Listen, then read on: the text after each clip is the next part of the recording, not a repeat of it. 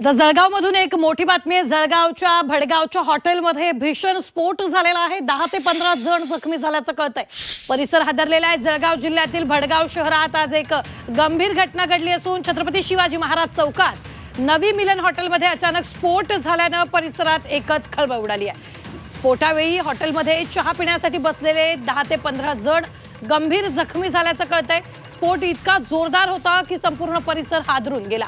अपघातानंतर भडगावकरांनी तात्काळ मदतीला धाव घेत जखमींना भडगाव, पाचोरा, जळगाव येथील सरकारी रुग्णालय उपचारासाठी रवाना केलं। घटनेची माहिती मिळताच पाचोरा भडगाव मतदारसंघाचे आमदार किशोर पाटील यांनी घटनास्थळी धाव घेतली। या संदर्भात ताजे अपडेट देत आहेत आपले प्रतिनिधी वाल्मिक जोशी। वाल्मिक, काय घडलंय?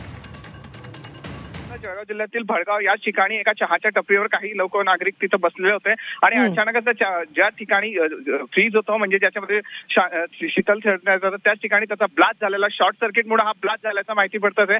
आणि ब्लास्ट इतका मोठा होता की त्या ठिकाणी बसलेले लोक देखील जखमी झालेले होते।